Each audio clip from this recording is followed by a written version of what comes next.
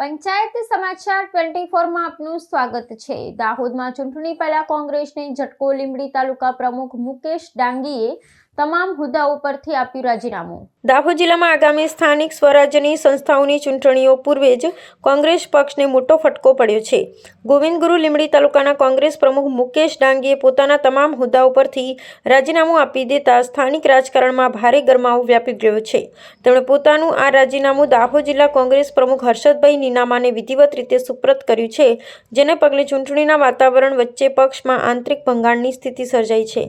આદિવાસી સમાજની જમીન સંપાદન પ્રક્રિયા અને ખેડૂતોના હક તથા અધિકારોના મુદ્દે પક્ષની નીતિઓથી તીવ્ર નારાજગી વ્યક્ત કરી તેમણે આ આકરો નિર્ણય લીધો હોવાનું સ્પષ્ટ કર્યું છે।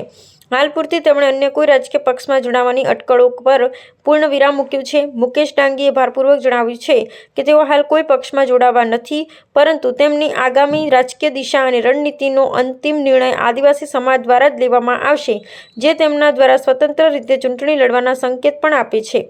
જિલ્લા પંચાયત અને તાલુકા પંચાયતની ચૂંટણીઓ એકદમ નજીક છે, ત્યારે એક પાયાના અને પ્રભુત્વ ધરાવતા આગેવાનની વિદાયથી પક્ષની મુશ્કેલીઓમાં નોંધપાત્ર વધારો થયો છે।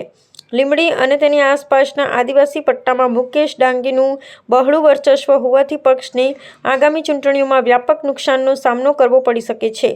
હવે આ વિસ્તારમાં પક્ષ પોતાની પકડ કઈ રીતે જાળવી રાખે છે, નુકસાનને અટકાવવા માટે કેવા પગલાં લે છે, તે જોવું અત્યંત રસપ્રદ બની રહેશે। હું મુકેશભાઈ એસ ડાંગી, આમ દેખવા જાય તો વર્ષોથી અને મારા બાપ દાદાઓ પણ કોંગ્રેસમાં હતા અને હું પણ કોંગ્રેસના અનેક હોદ્દાઓ ભોગવી ચૂક્યો છું।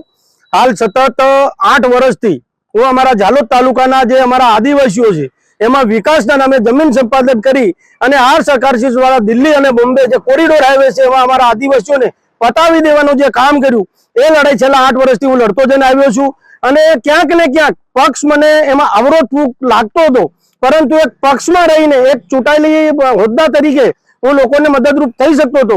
પરંતુ હાલ આ સરકારશ્રી દ્વારા ડોમેસ્ટિક એરપોર્ટ હોય, જીઆઈડીસી હોય, અહીંથી પસાર થઈને જતી રેલવે લાઈન હોય, જે દહેગામથી લઈને કુશલગઢ સુધીનો જે 4 લેન હાઈવે હોય, વેલપુરાથી લઈને મીરાલાલ પેટ્રોલ એટલે કે સંજેલી ક્રોસિંગ સુધી બાયપાસ હોય, વેલપુરાથી ધાવીડા સુધી 4 લેન બાયપાસ હોય, દગેરિયાથી લઈને નેત્રંગ સુધી 4 લેન હાઈવે નંબર 56 હોય।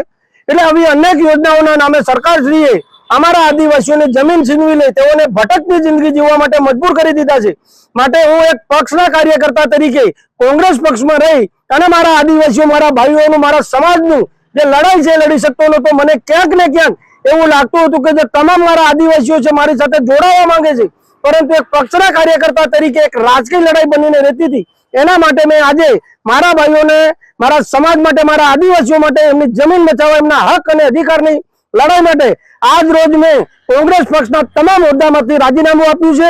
અને હું આજે એક વચન આપું છું કે આવનાર જે મારું ભવિષ્ય છે એ મારો સમાજ નક્કી કરશે। બાકી સમાજ મને કોઈ ઇલેક્શન લડવાની ના પાડે તો હું મારું આખું જીવન મારા સમાજ માટે અર્પણ કરવા માટે તૈયાર છું। એ માટે મેં આજ રોજ કોંગ્રેસ પક્ષના તમામ હોદ્દા પરથી રાજીનામું આપ્યું છે।